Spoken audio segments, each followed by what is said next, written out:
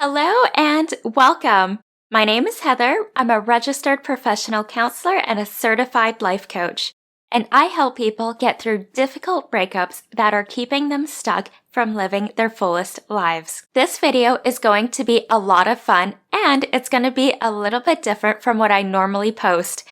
So this is going to be an interactive journaling exercise, which means that I'm going to give you some questions to answer in your journal, and you're going to work along with the video. So grab your notebook or journal and a pen and we'll get started.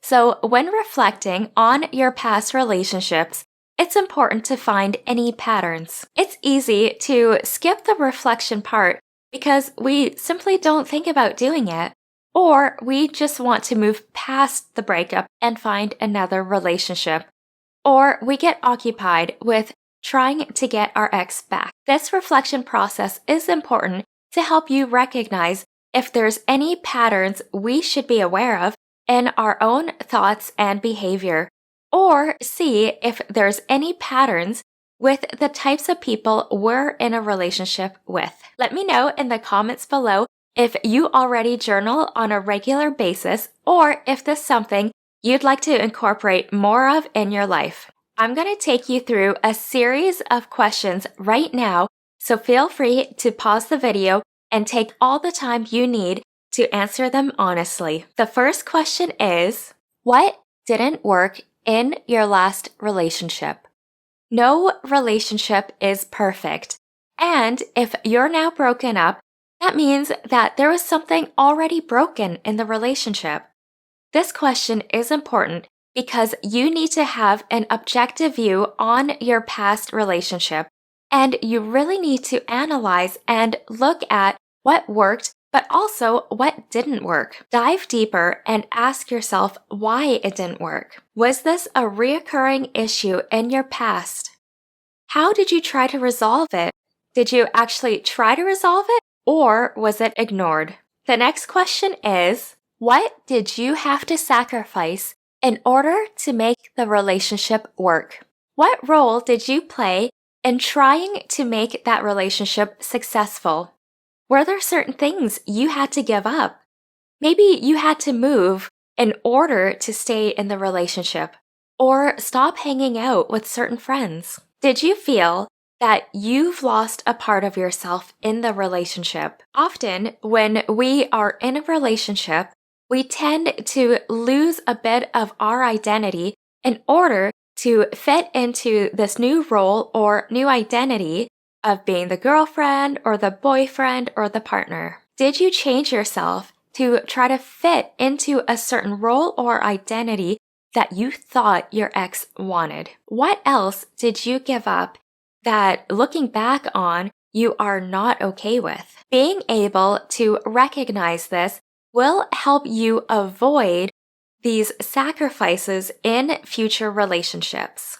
Question number 3. What do you need to say to your ex that you didn't say before? Are you holding something back? Maybe there's something that you've always wanted to say to your ex, but you never had the chance. Does this need to be said in order for you to get closure and finally move on? Write it down as if you are talking to your ex and let everything out with no filter or self-judgment. Write it all out on paper and you can finally let it go. You don't need to tell your ex these things in person. The act of writing it out can also bring closure. Question 4 is, what are your fears about life without your ex? This question is a tough one, but it's crucial to understand what fears you may have that are holding you back, because this question touches on our limiting core beliefs. More common beliefs I've helped people with in my sessions are, I'm not lovable, or I'm not enough, which feeds into the fear of not being able to find someone else, or that belief that you feel that you've lost the love of your life and that no one else is going to love you like your ex. And once we understand what our limiting beliefs are and how it fuels our fears, we need to understand that our beliefs are a choice. We choose what we want to believe in, and if we realize that a particular belief isn't serving us, we can change it. We have the power and capability to do that. Give me a thumbs up if you are ready to let go of your limiting beliefs. Any belief you have that is causing you pain or suffering or is holding you back, you have the ability to transform that belief into something positive. You can change that into something that empowers you. Once you find out what your fears are, you can trace back what those limiting beliefs are behind the fear, and you can change it. Now, this can be a little tricky to be able to do it all by yourself, and this is something that I usually help my clients with in our counseling sessions. The last question is, what do you deserve now in your life and your future relationship? Think about your future and think about your worth. You are worthy of love. You are worthy of feeling safe. You are worthy of finding a healthy, happy relationship. What do you need in your next relationship that you were missing in the past relationships? Where do you want to be in your life? Think about your career, your health, and your overall well-being. And look at your life in a holistic way. Sometimes people can feel bad for wanting certain things in their life, and there's nothing wrong with having standards for yourself and your future relationships.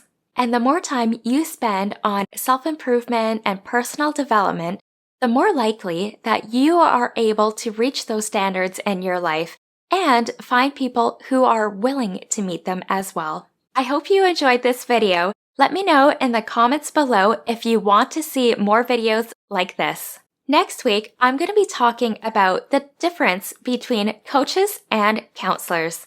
There's a lot of misinformation out there, and this video is going to be really informative, and it's important for people to know what the main differences are, especially if you're paying for their services. And hopefully this can shed some light on that topic. So make sure you subscribe and hit the bell to get notifications. If you want to learn more about how to heal from your breakup, make sure you check out my previous videos, and I look forward to seeing you in the next one. Until then, be kind and love yourself.